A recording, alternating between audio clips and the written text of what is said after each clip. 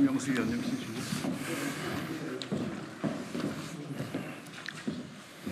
이쪽으로. 이명수 의원님.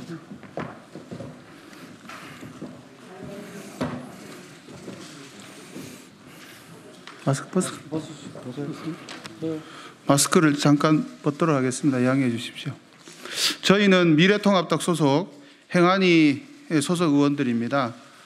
민주당의 오늘을 포함해서 일방적인 위원회 운영과 관련돼서 저희 입장문을 오늘 발표하도록 하겠습니다. 협치 없는 막무가내식 의사일정에 반대한다. 부동산법 밀어붙이기 중단하라.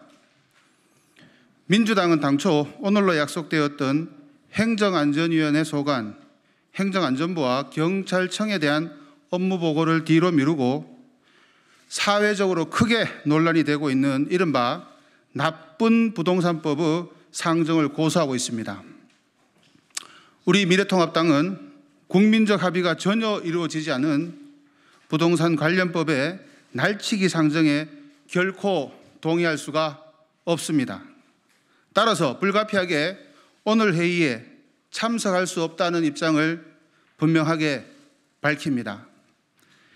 국회법에 따르면 상임위원회 일정은 위원장이 간사와 협의하여 정하도록 하고 있습니다.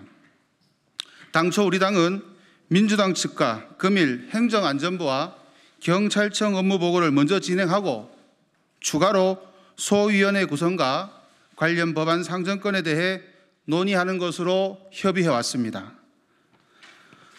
그런데 회의를 하루 행정안전위원회 위원장이 여야 간 합의가 되지 않은 법안 상정건을 의사일정에 일방적으로 추가한 것입니다. 특히 나쁜 부동산법의 일환인 지방세법 개정안은 발의된 지 15일이 경과하지 않은 이른바 국회법이 규정하는 법안 상정의 요건도 갖추어지지 않은 미숙려 법안입니다.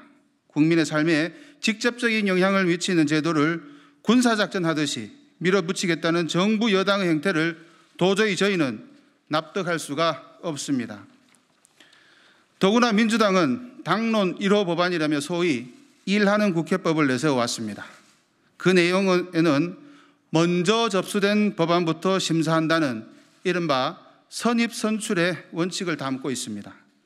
지금 우리 행정안전위원회에는 약 360여 건의 민생 법안이 회부되어 있습니다. 여당이 주장하는 일하는 국회의 원칙과 정신에 따라 정신에 비추어 보면 이번 임시국회 회기 내에 심사 가능한 법률안들을 제출일자 순으로 상정하고 심사하면 충분할 것입니다. 의석수만 믿고 의회 민주주의를 다시 한번 뒤흔드는 정부 여당의 독재적 발상에 저희 위원들은 강한 유감을 표합니다.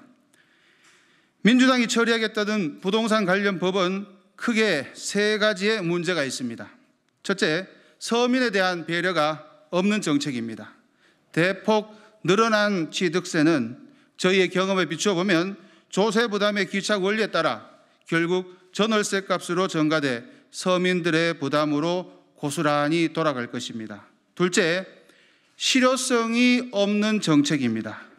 생애 최초로 구입한 주택에 대한 취득세 감면을 확대하겠다는 정책의 예를 들어보면 서울에서 취득세를 감면받을 수 있는 아파트는 7월 기준으로 고작 0.03%에 불과합니다. 셋째, 수도권과 지방의 상황을 전혀 이해하지 못하는 정책입니다. 지역 간의 부동산 상황이 상이함에도 천편일률적으로 세율을 조정하게 되면 국민들께서 체감하는 조세 부담에도 양극화가 발생할 수밖에 없습니다.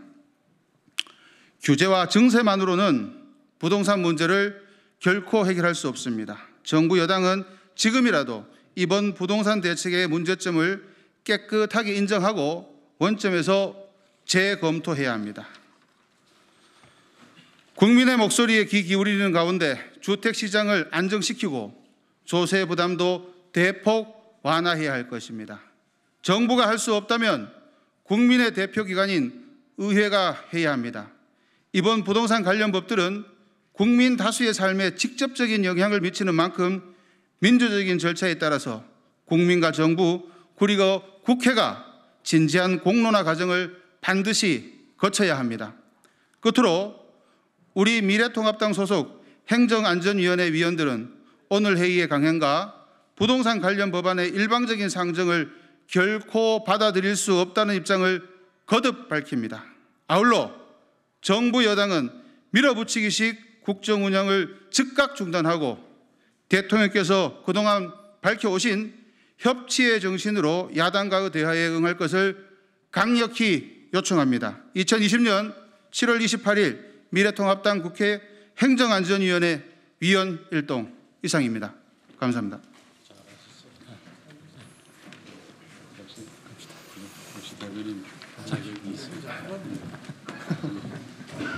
그죠? 대변인